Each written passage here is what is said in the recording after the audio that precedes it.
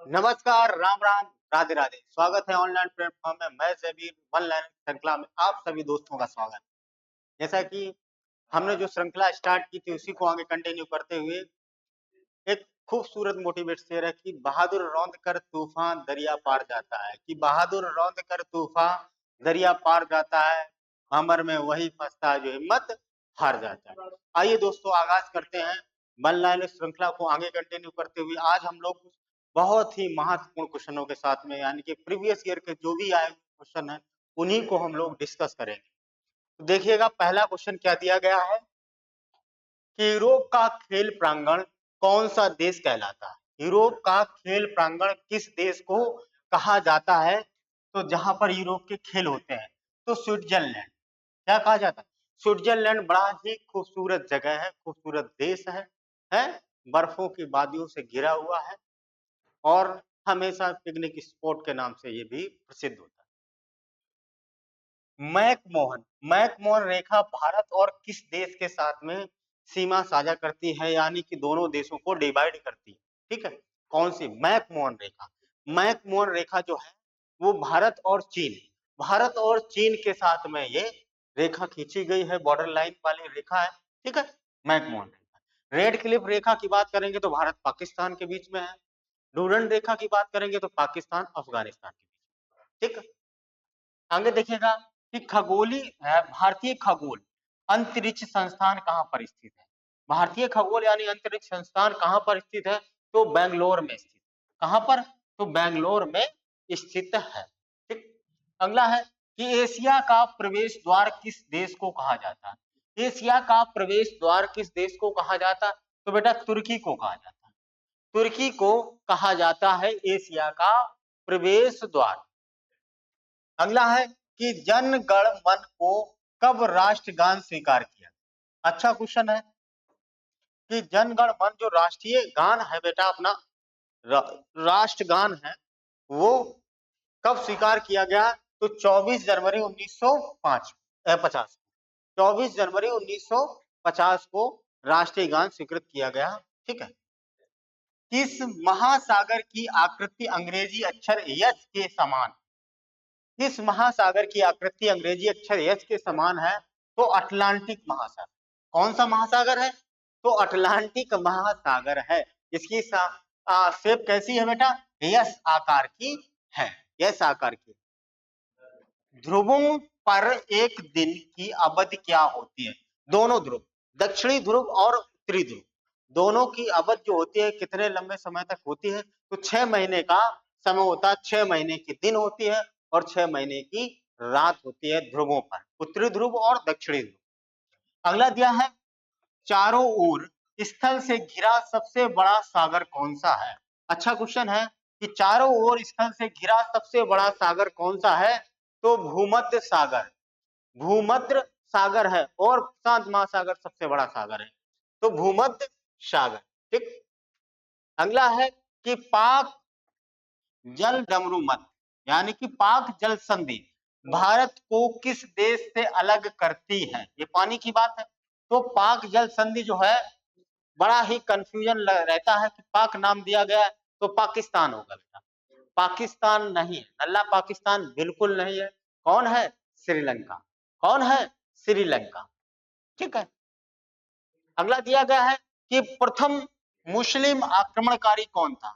जिसने भारत पर सबसे पहले आक्रमण किया था और वो भी सफल आक्रमण किया था, उस मुस्लिम आक्रमणकारी का नाम है मोहम्मद बिन तुगलक कासिम। मोहम्मद बिन कासिम। कब किया था? 712 ईस्वी। ठीक है, 712 ईस्वी। कौन सा क्रांतिकारी आध्यात्मिक गुरु हो गया था? कौन सा क्रांतिकारी जो बाद में क्या हो गया? आध्यात्मिक गुरु हो जाता है, वो है अरविंद घोष। अरविंद घोष। ठीक है, आध्यात्मिक हो जाता, पहले क्रांतिकारी था, उसके बाद में जब जरूरत से ज्यादा टॉर्चर किया गया, परेशान किया गया, तो एक आध्यात्मिक रूप धारण कर, आध्यात्मिक गुरु हो जाए। ठीक, अगला दिया है कि ओजोन की परत पृथ्वी को किन कारणों से बचाती है? ओजोन की परत, अच्छा क्वेश्चन है कि ओजोन की परत पृथ्वी को किन कारणों से बचाती, किन से बचाती है? तो परावैंगनिक किरणों या अल्ट्रावायलेट किरणों से हम लोगों को बचाती है। अल्ट्रावायलेट किरणों से, पराबैंगनी किरणें जिसे कहा जाता है, अल्ट्रावायलेट किरणों से बचाती है। समताप मंडल पर यह परत होती है, ओजोन परत। अगला दिया गया है कि किस अंग की चिकित्सा में डायलिसिस का प्रयोग किया जाता है? किस अंग की चिकित्सा में डायलिसिस का प्रयोग किया जाता है? तो गुर्दे में। गुर्दे में क्या किया जाता है? डायलिसिस का प्रयोग किया जाता है, यानी कि कह लीजिए कि जब डायबिटीज हो जाती है तो डायलिसिस पे वो चला जाता है। ठीक है। कनाडा का राष्ट्रीय खेल कौन सा है? कनाडा का बेटा राष्ट्रीय खेल कौन सा है? तो आइस हॉकी। कौन सा है? आइस हॉकी है कनाडा का राष्ट्रीय खेल। अगला क्वेश्चन दिया गया है कि अमेरिका का राष्ट्रीय खेल कौन सा है? तो अमेरिका का राष्ट्रीय खेल बेटा कौन सा है? तो बेसबॉल। अमेरिका का ये इसका एक क्वेश्चन छूट गया है बेटा। लाख बक्स के नाम से किसे पुकारा जाता है?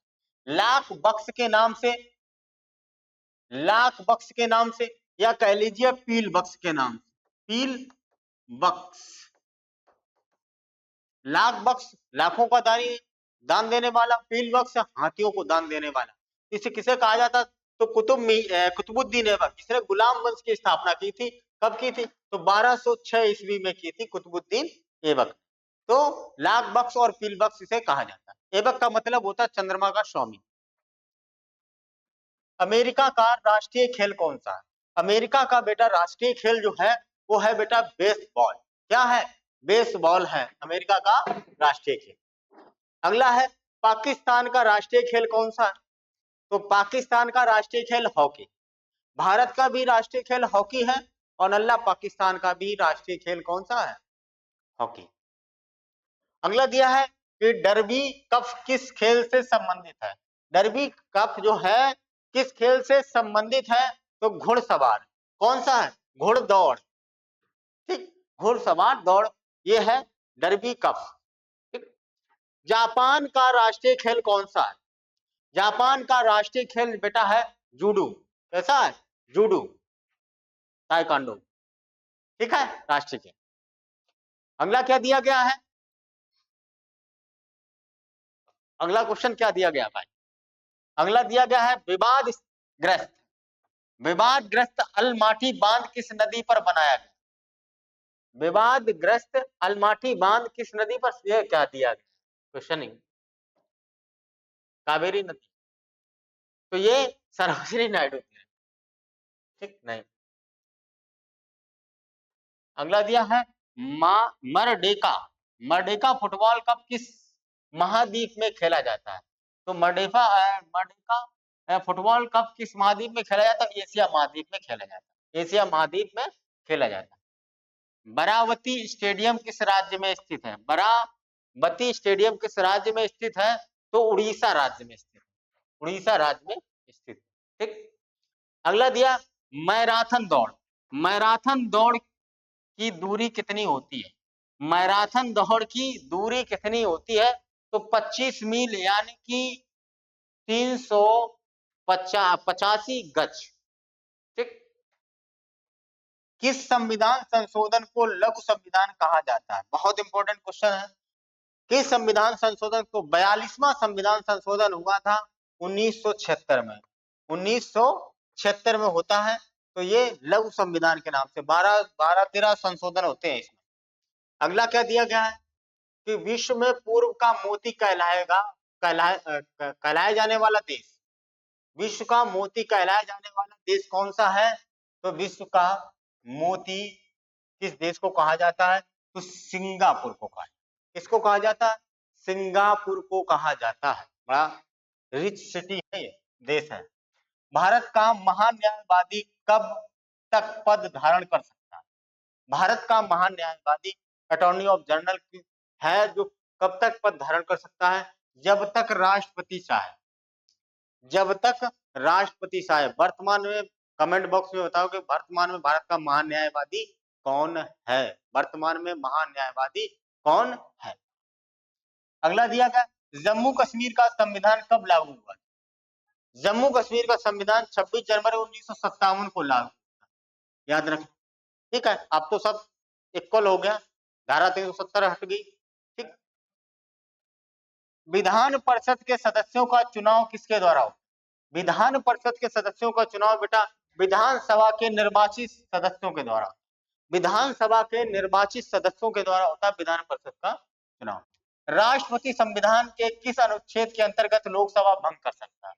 लोकसभा राष्ट्रपति कब भंग कर सकता है, किस अनुच्छेद के तहत? तो अनुच्छेद 85 के तहत, 85 के तहत लोकसभा को भंग कर सकता है, अनुच्छेद 85। किस संसद का सभापति उस सदन का सदस्य नहीं होता है? किस सदन का सभापति उस सदन का नहीं हो सकता है? तो राज्यसभा, ठीक, राष्ट्र। भारत में रेडियो का प्रसारण शुरू, भारत में रेडियो का प्रसारण कब शुरू होता है? तो 1927 में होता, 1927। 1947 में भारत को सार्वभौम सत्ता सौंपने जाना चाहता है, यानी 1957 में कौन सौंपना चाहता था? तो माउंटबेटन ने भारत को सत्ता सौंप दी थी, लास्ट गवर्नर जनरल यही था। अगला दिया है कि भारतीय संविधान किसके द्वारा स्वीकृत किया गया? तो भारतीय संविधान किसके द्वारा स्वीकृत किया गया था? तो भारत की जनता के द्वारा, भारत की जनता के द्वारा भारतीय संविधान को स्वीकृत किया गया। अगला है नए राज्य के गठन अथवा सीमा परिवर्तन का अधिकार किसको है? नए राज्य का गठन हो या सीमा का परिवर्तन हो, ठीक है, तो किसके द्वारा होता है? संसद के द्वारा होता, ठीक। अगला दिया है राष्ट्रपति संसद द्वारा पारित किसी वित्तीय विधेयक को कितनी बार लौटा सकता है? वित्तीय विधेयक को कितनी बार लौटा सकता है? तो एक बार सिर्फ लौटा सकता है, ठीक, पुनर्विचार के लिए भेज सकता है एक बार।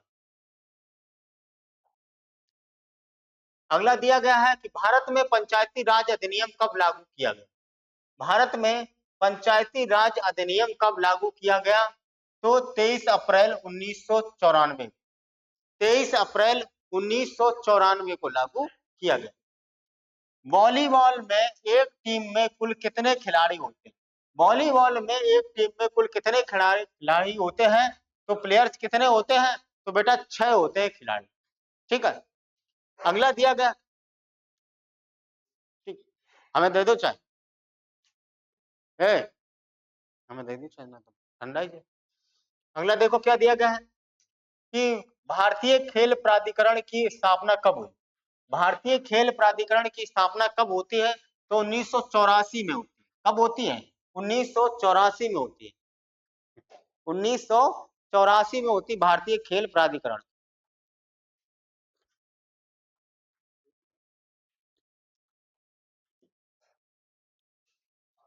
अगला क्या दिया गया है कि बास्केटबॉल में एक टीम की ओर कितने खिलाड़ी? बास्केटबॉल में एक टीम की ओर से कितने खिलाड़ी होते हैं? तो 5 खिलाड़ी होते हैं। कितने होते हैं? 5 खिलाड़ी होते हैं बेटा, याद रखना। बास्केटबॉल, तेनजिंग जिंग, तेनजिंग नार्वे किस खेल से संबंधित है? तो यह पर्वतारोही से, पर्वतारोहण से संबंधित है तेनजिंग। अगला है खो खो में कितने खिलाड़ी एक टीम की ओर से खेलते हैं? खो खो में कितने खिलाड़ी एक टीम की ओर से खेलते हैं? तो ये होते हैं 9 खिलाड़ी। कितने होते हैं? 9 खिलाड़ी होते हैं। अगला क्वेश्चन क्या दिया गया है? 9 खिलाड़ी होते हैं खो खो में। कबड्डी में कितने खिलाड़ी टीम की ओर से खेलते हैं? तो कबड्डी में बेटा 7 खिलाड़ी। कितने होते हैं? 7 खिलाड़ी खेलते हैं कबड्डी में, ठीक। अगला दिया है आईसीसी का मुख्यालय कहाँ है? अच्छा क्वेश्चन है। आईसीसी का मुख्यालय बेटा लॉर्ड्स, इंग्लैंड, जहां पर क्रिकेट का जन्म होता है, लॉर्ड्स, इंग्लैंड, ठीक है, आईसीसी का मुख्यालय। भारत में फुटबॉल की सबसे पुरानी स्पर्धा कौन सी है? भारत में फुटबॉल की सबसे पुरानी स्पर्धा कौन सी है? तो डूरंड कप है। कौन सा है? डूरंड कप, ठीक है। इस स्लाइड में इतने ही क्वेश्चन रखते हैं, मिलते हैं हम लोग अगली क्लास में। तब तक के लिए बने रहिए चैनल के साथ में, हंसते रहिए, मुस्कुराते रहिए। चैनल के लाइक, कमेंट और सब्सक्राइब कर दीजिएगा अगर आप पहली बार आए हो तो। फटाफट चैनल को शेयर भी कर दीजिएगा, ठीक है। आज की क्लास यहीं रखते हैं। थैंक यू, धन्यवाद, राम राम, राधे राधे।